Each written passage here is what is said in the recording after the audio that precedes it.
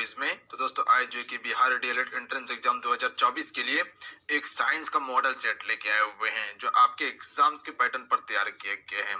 तो आप सभी आज के इस मॉडल सेट को कंप्लीट जरूर सॉल्व कीजिएगा जिसमें कि 30 क्वेश्चन रहने वाला है और लास्ट में आप सभी स्कोर भी बताइए कितने स्कोर कर पा रहे हैं आप सभी। इतना सा काम जरूर कीजिएगा आप सभी। तो चलिए शुरू करते हैं आज के सेशन को। देखिए जितने भी क्वेश्चन होगा, जिस क्वेश्चन का आंसर नहीं पता होगा उसे कॉपी में नोट शुरू कीजिए आप सभी। तो चलिए शुरू करते हैं आज के सेशन को। क्लास को लाइक करके आप सभी शेयर जरूर कर दीजिएगा अपने दोस्तों में। आइए आज के सेट का फर्स्ट क्वेश्चन देखिए। पहला क्वेश्चन ये बढ़ रहे हैं। देखिए हर क्वेश्चन के लिए आपको 5 सेकंड का समय दिया जाएगा। इतने समय में अपना आंसर आप सभी नीचे कमेंट बॉक्स में बताते चलिएगा, अन्यथा एक कॉपी में नोट करते चलिएगा आप सभी और लास्ट में अपना स्कोर जरूर बताइएगा। और इसी सेट से आपको पता चलेगा कि कितने आप प्रश्न पेपर में सही करने वाले हैं। तो बिल्कुल टेस्ट के तौर पे आप सभी को लेके चलना है। क्वेश्चन है कि निम्न में से किसकी अधिक उपस्थिति बच्चों के दांतों के क्षरण का कारण बनती है। तो राइट आंसर ऑप्शन में हो जाएंगे फ्लोराइड, इसका बिल्कुल करेक्ट आंसर है। जो भी ऑप्शन में ए को टिक करें बिल्कुल करेक्ट आंसर है। अगला क्वेश्चन देख लीजिएगा। क्वेश्चन नंबर 2 है। क्वेश्चन ये बन रहा है कि निम्नलिखित में से किस बीमारी का निदान विडाल टेस्ट के द्वारा किया जाता है। तो यहाँ पर विडाल टेस्ट की बात किया गया है। तो इस टेस्ट के द्वारा किस बीमारी का जो है कि निदान कर दिया जाता है। तो याद रखिएगा आप सभी टाइफाइड का किया जाता है। ऑप्शन में ए राइट आंसर हो जाएंगे। ज्यादातर टाइफाइड जो होता है आपको दूषित पानी पीने से होता है। ध्यान रखिएगा, दूषित पानी हो गया, दूषित भोजन खाने से ज्यादातर टाइफाइड फैलता है। क्लियर है। अगला क्वेश्चन देख लीजिएगा फ्रेंड। क्वेश्चन नंबर 3 है। क्वेश्चन ये बन रहे हैं कि राम एक बस पे यात्रा कर रहा है और वह आगे गिर जाता है। चलती बस को रोकने के लिए ब्रेक लगाई जाती है। ऐसा जो होता है वो किस कारण से होता है। अगर न्यूटन का नियम पढ़े होंगे तो आपको पता होगा। न्यूटन का फर्स्ट लॉ, दूसरा और तीसरा। तो ये आपका गति के जड़त्व का कारण ही ऐसा होता है। याद रखिएगा ऑप्शन में ए बिल्कुल करेक्ट आंसर है। ध्यान रखिएगा आप सभी।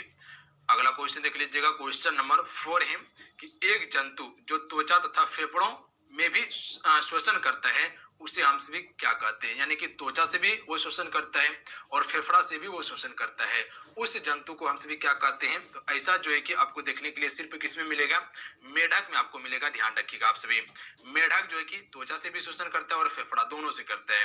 तो ऑप्शन में सी बिल्कुल करेक्ट आंसर हो जाएंगे। जो भी सी को टिक कर रहे हैं फिर आप सभी क्लासेस को जरूर लाइक कर दीजिएगा, इतना सा काम जरूर कर दीजिएगा। देखिए आप सभी के लिए हम लगातार मेहनत करते हैं, दिन रात मेहनत करते हैं आप सभी के लिए। तो आप सभी क्या कीजिए, क्लास को लाइक करके जरूर शेयर कीजिएगा अपने दोस्तों में। अगला है दांतों की सड़न डैश के कारण होती है। तो दांतों का सड़न जो होता है ये आपका जीवाणु के कारण होता है। तो याद रखिएगा ऑप्शन में ए बिल्कुल करेक्ट आंसर है। याद रहेगा आप सभी को जीवाणु के कारण क्या होता है फ्रेंड, दांतों में। निम्नलिखित में से कौन सा एक उत्कर्मणीय परिवर्तन नहीं है। तो यहाँ पर फोकस कीजिएगा, क्या कहा गया है, नहीं है। तो कौन सा नहीं है जी, ऑप्शन को पढ़िएगा। तो right answer option number D हो जाएगा। ध्यान रखिएगा केरोसिन यानी कि मिट्टी का तेल का जलना जो है ये उत्कर्मणीय परिवर्तन नहीं है, जबकि जल का वाष्प में बदलना है। आयरन यानी कि लोहा का पिघलना ये भी है और जल का जमना ये भी है, जबकि ऑप्शन नंबर डी बिल्कुल नहीं है उत्कर्मणीय परिवर्तन। क्लियर है। अगला क्वेश्चन देख लीजिएगा। क्वेश्चन नंबर 7 है और 7 नंबर क्वेश्चन ये बन रहा है आपका कि पाचन के दौरान निकलने वाला जठर रस का पीएच मान कितना होता है। तो आप सभी को पीएच का मान पूछा गया है। तो यहाँ पर याद रखिएगा पीएच स्केल जो होता है वो 0 से लेकर 14 तक होता है। ये पता है आप सभी को। 7 जो रहता है उसे हम सभी उदासीन कहते हैं और इससे जो नीचे रहता है उसे हम सभी अम्लीय और इससे अधिक जो होता है उसे हम सभी क्षारीय कहते हैं। यानी कि 7 से लेकर 14 तक क्षारीय और उसके बाद 0 से लेकर 7 तक क्या होता है आपका अम्लीय होता है। याद रखिएगा आप सभी। तो यहाँ पर जठर रस की बात किया गया है। तो इसका correct answer option number C हो जाएंगे। 7 से कम होता है यानी कि ये अम्लीय होता है। अगर यही 7 के बराबर रहता तो वो क्या हो जाता, उदासीन हो जाता।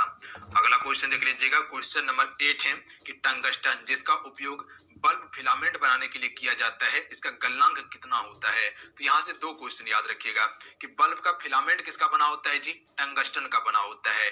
पर यहाँ पर आप सभी से क्या पूछा गया, गलनांक पूछा गया है। तो याद रखिएगा आप सभी ऑप्शन में बी बिल्कुल करेक्ट आंसर हो जाएंगे। 3380 डिग्री सेल्सियस होता है। कितना होता है जी, 3380 डिग्री सेल्सियस इसका क्या होता है, गलनांक होता है। ध्यान रखिएगा आप सभी। क्लियर है। अगला क्वेश्चन देख लीजिएगा। क्वेश्चन नंबर 9 है क्लोरोफॉर्म का सूत्र क्या है। यानी कि यहाँ पर आपको क्लोरोफॉर्म का सूत्र बताना है, जो कि सुंघा देने के बाद क्या हो जाता है, बेहोश हो जाता है। तो बी राइट आंसर हो जाएंगे। CHCl3 जो है फ्रेंड, ये क्लोरोफॉर्म का क्या है, रासायनिक सूत्र है, यानी कि आणविक सूत्र की बात कर रहा था यहाँ पे। अगला क्वेश्चन देख लीजिएगा, क्वेश्चन नंबर 10 है, आकाश का नीला रंग प्रकाश की किस परिघटना के कारण होता है। तो आकाश वास्तव में देखिएगा तो वो क्या है, काला दिखाई देता है, क्योंकि अंतरिक्ष से अगर कोई व्यक्ति आकाश को देखता है तो वो काला दिखाई देता है, पर यहाँ पर पृथ्वी पर पानी रहने के कारण जो है कि वो आपको नीला प्रतीत होता है। तो ये किस कारण से होता है, तो ये परिकिरण के कारण से होता है। ऑप्शन में बी राइट आंसर हो जाएंगे। कभी कभी क्वेश्चन आपसे से पूछा जाता है कि एक गिलास है, इसमें पानी भरा हुआ है, ठीक है, और इसमें अगर चम्मच डालिएगा तो वो आपको टेढ़ा प्रतीत होता है। ये किस कारण से होता है, तो ये अपवर्तन के कारण से होता है, ध्यान रखिएगा आप सभी। क्लियर है। अगला क्वेश्चन देख लीजिएगा, क्वेश्चन 11 है कि विद्युत ऊर्जा की वाणिज्यिक इकाई क्या है। देखिए विद्युत ऊर्जा की यहाँ पर बात किया गया है, तो इसका ऑप्शन में ए बिल्कुल करेक्ट आंसर हो जाएंगे। किलोवाट घंटा जो है कि फ्रेंड, ये विद्युत ऊर्जा की वाणिज्यिक इकाई है। चलिए आपसे इसे क्वेश्चन है कि विद्युत को हम सभी किस में मापते हैं, ये आप सभी को बताना है। क्या बताना है जी, विद्युत को हम सभी जो मापते हैं वो किस में मापते हैं, कि हम सभी कितना विद्युत का यूज किए, यानी कि इलेक्ट्रिसिटी का कितना यूज किए, उसका मापन किससे किया जाता है। चिकित्सा विज्ञान का जनक किसे कहा जाता है। देखिए चिकित्सा विज्ञान की यहाँ पर बात किया गया है, तो हिप्पोक्रेटस को हम सभी चिकित्सा विज्ञान का जनक कहते हैं, ध्यान रखिएगा। पर अगर यही क्वेश्चन पूछ लिया जाए कि जीव विज्ञान यानी कि बायोलॉजी का पिता किसे कहा जाता है जी, अरस्तु को कहा जाता है, याद रखिएगा आप सभी। अगला क्वेश्चन देख लीजिएगा, गुरुत्वाकर्षण के सार्वभौमिक नियम का आविष्कार जो किया था वो किसने किया था। तो ये आप सबको पता होना चाहिए गुरुत्वाकर्षण के बारे में। बिल्कुल, ग्रहों की गति से संबंधित नियम किसने दिया था जी, केपलर ने दिया था, ध्यान रखिएगा आप सभी। यहाँ पर गुरुत्वाकर्षण की बात किया गया तो ऑप्शन में से बिल्कुल करेक्ट आंसर हो जाएंगे, न्यूटन ने दिया था। अगला क्वेश्चन देख लीजिएगा, क्वेश्चन नंबर 14 है, और क्वेश्चन नंबर 14 ये बन रहा है आपका कि पेट में अम्लता के उपचार के लिए इस्तेमाल किया जाने वाला परतीय अम्ल पदार्थ क्या है।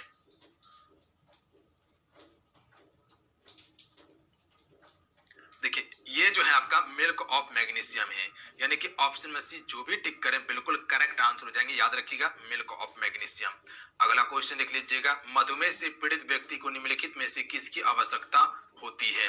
जो व्यक्ति अगर मधुमेह रोग से पीड़ित हो चुका है तो उसको क्या चीज की आवश्यकता होती है, तो याद रखिएगा इंसुलिन की आवश्यकता होती है। फ्रेंड ऑप्शन नंबर सी बिल्कुल करेक्ट आंसर है, याद रखिएगा आप सभी, किसकी आवश्यकता होती है जी, इंसुलिन की। अगला क्वेश्चन देख लीजिएगा, क्वेश्चन नंबर 16 है कि निम्नलिखित में से कौन सा एक कण नहीं है। यहाँ पर फोकस कीजिएगा, क्या कहा गया है, नहीं है, तो इनमें से एक कण नहीं है, वो आपका डेल्टा, ये कण नहीं है, ध्यान रखिएगा। जबकि आपका बीटा, गामा, अल्फा ये सभी क्या है, एक प्रकार का कण का उदाहरण है। अगला क्वेश्चन देख लीजिएगा, क्वेश्चन नंबर 17 है, और क्वेश्चन नंबर 17 ये बने कि निम्नलिखित में से कौन सी इकाई विद्युत मापन की इकाई नहीं है।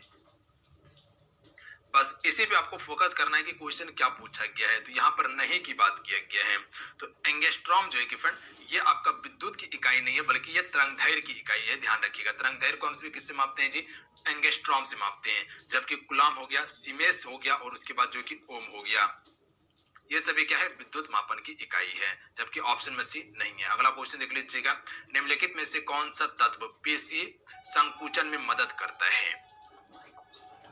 देखिए यहाँ पर पेशीय संकुचन की यहाँ पर बात किया गया, ठीक है, क्या कहा गया, पेशीय संकुचन की बात किया गया। तो कैल्शियम इसका बिल्कुल करेक्ट आंसर होगा, ऑप्शन में ए। जो भी ऑप्शन में ए को टिक करें बिल्कुल करेक्ट आंसर है। अगला क्वेश्चन देख लीजिएगा, प्रकाश की तरंग दैर्घ्य को मापने की इकाई क्या है। जो प्रकाश की तरंग दैर्घ्य को मापते हैं हम सभी, तो अभी आपको बताए थे कि तरंगदैर्घ्य मापने की इकाई क्या है, एंगस्ट्रॉम है। तो वही प्रकाश की तरंगदैर्घ्य मापने की इकाई को हम सभी एंगस्ट्रॉम कहते हैं। ऑप्शन में ए बिल्कुल करेक्ट आंसर है, ध्यान रखिएगा आप सभी। तो प्रकाश की तरंगदैर्घ्य को किससे मापते हैं जी, एंगस्ट्रॉम से मापते हैं।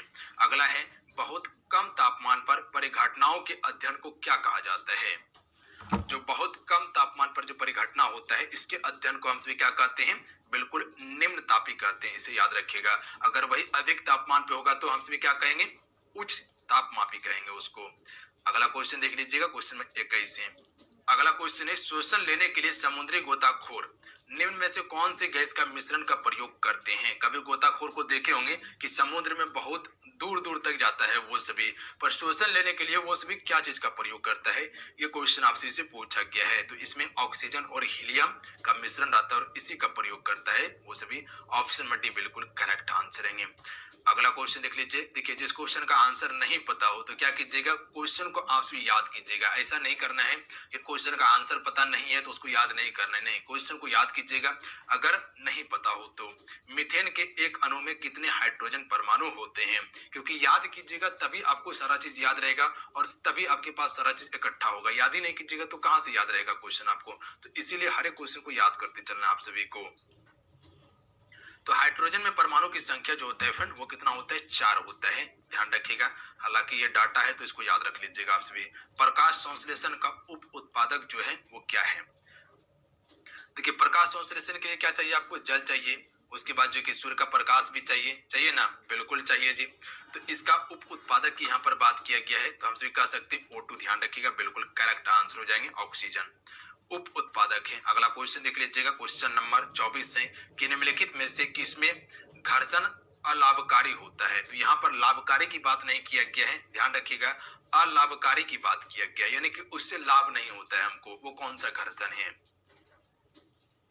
तो याद रखिएगा ऑप्शन में ए राइट आंसर हो जाएंगे। मशीन का जो गतिशील भाग जो होता है ये अलाभकारी घर्षण है, जबकि लाभकारी घर्षण क्या क्या है जी, सड़क पर चलना ये लाभकारी घर्षण है, वाहन को रोकने के लिए ब्रेक लगाना ये भी लाभकारी है, और कागज पर लिखना भी लाभकारी घर्षण है। जबकि मशीन के गतिशील भाग जो है ये लाभकारी घर्षण नहीं है बल्कि ये अलाभकारी घर्षण है। अगला है, नायलॉन का उपयोग पैराशूट के लिए किया जाता है। क्यों किया जाता है जी, नायलॉन का उपयोग जो हम पैराशूट के लिए करते हैं, क्यों करते हैं, क्योंकि ये हल्का होता है प्लस में मजबूत होता है। तो ऑप्शन में ए बिल्कुल राइट आंसर हो जाएंगे। क्वेश्चन पूछ लेगा तो आंसर कर लीजिएगा कि नायलॉन सबसे पहले तो ये हल्का भी होता है और मजबूत भी होता है। तो ऑप्शन में ए बिल्कुल करेक्ट आंसर है। अगला क्वेश्चन देख लीजिएगा, निम्नलिखित में से किसका घनत्व सबसे अधिक है। यहाँ पर घनत्व की बात किया जा रहा है तो ये ऑप्शन के हिसाब से जो आपको बताना है कि इसमें सबसे अधिक घनत्व जो है वो किसका है, हीरा का। याद रखिएगा, हीरा एक ठोस कार्बन का अपरूप है, ध्यान रखिएगा, जबकि ग्रेफाइट भी कार्बन का ही अपरूप है, ये नर्म होता है। अगला क्वेश्चन देख लीजिएगा, क्वेश्चन नंबर 27 है। क्वेश्चन ये बन रहे हैं कि निम्नलिखित में से कौन सी हड्डियां मानव शरीर से जुड़ी है। इनमें से कौन सी हड्डी जो है वो मानव की शरीर से जुड़ी हुई है। तो याद रखिएगा, खोपड़ी ये आपका मानव के शरीर से जुड़ी हुई हड्डी है, बाकी बात ये सभी हड्डी जो है मानव के शरीर से नहीं जुड़ी है। अगला है, मानव मल युक्त अपशिष्ट जल क्या कहलाता है। तो इसे हम सभी मल जल कहते हैं। याद रखिएगा आपसे, मानव मल युक्त अपशिष्ट जल को मल जल कहते हैं। तो यहाँ तो आप रिलेट कर सकते थे इसको। अगला क्वेश्चन देख लीजिएगा, क्वेश्चन नंबर 29 है, और 29 नंबर क्वेश्चन ये बन रहा है कि उत्तल लेंस की फोकस दूरी 50 सेमी है, इसकी शक्ति की गणना करें। यानी कि एक 50 सेमी का उत्तल लेंस है तो इसकी शक्ति कितना होगा, 2 डायोप्टर होगा। ध्यान रखिएगा कितना होगा जी, 2 डायोप्टर होगा। ऑप्शन में बी याद रखिएगा आप सभी, बी बिल्कुल करेक्ट आंसर है। अगला क्वेश्चन देख लीजिएगा और आज का ये लास्ट सवाल है, चलिए आंसर कीजिएगा आप सभी। फ़ारेनहाइट पैमाने में जल का हिमांक कितना होता है। फ़ारेनहाइट पैमाने में आप सभी को बताना है। देखिए, फ़ारेनहाइट में जल का हिमांक जो होता है वो 32 फ़ारेनहाइट होता है। कितना होता है जी, 32 फ़ारेनहाइट होता है, याद रखिएगा आप सभी। और अब आप सभी के लिए एक क्वेश्चन है जिसका आंसर आप सभी को नीचे कमेंट करके बताना है। चलिए बताइएगा, कौन सा वर्णक प्रकाश संश्लेषण में मदद करता है। इनमें से कौन सा ऐसा वर्णक है जो प्रकाश संश्लेषण में मदद करता है। और इस क्वेश्चन का आंसर आपको पता होगा, हमें उम्मीद है कि इस क्वेश्चन का आंसर नीचे कमेंट करके बताइएगा। और आप सभी को क्या करना है, 1 से लेके हम सभी 30 क्वेश्चन कवर किए, यानी कि 1 से लेके पूरा 30 क्वेश्चन कवर किए हैं। आप सभी 30 क्वेश्चन में कितने स्कोर कर पाए कमेंट करके जरूर बताइएगा, ताकि एक आपको आइडिया लग सके कि कितना स्कोर सही कर पा रहे हैं। और इसी से आपको पता चलेगा कि पेपर में क्या क्वेश्चन